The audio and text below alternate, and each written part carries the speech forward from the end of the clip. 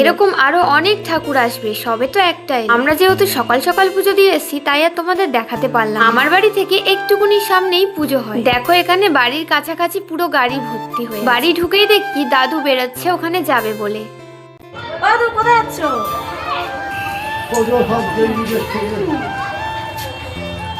দাদু মন্দিরে যাচ্ছ পুজো দিতে? ভগবানের কাছে যাচ্ছি, আজকে সেই বৌদ্ধ পূর্ণিমা তো।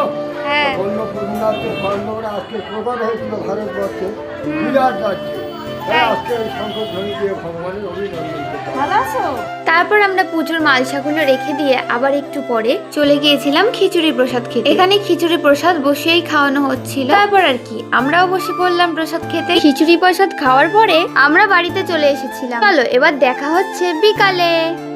এখন বিকাল বেলা, এখন আমরা বেরোবো ঝাঁপ দেখতে। তাই চট করে আমি রেডি হয়ে নিলাম। এবার চলো যাওয়া যাক। আমার তো আর কোনো সাজগোজ নেই, জাস্ট জামাটা পরি আর চলে যাই। আমার কোনো মেকআপ টেকআপ করার ঝামেলা নেই বাবা। এখানে আমি, মা, মাসি, বোন, দাদা, ভাই, দিদি আমরা সবাই একসাথেই যাচ্ছি। আর ওখানে পৌঁছে গিয়ে কি দেখলাম জানো? আমাদের যেতে যেতে ঝাঁপই শেষ হয়ে গেছে।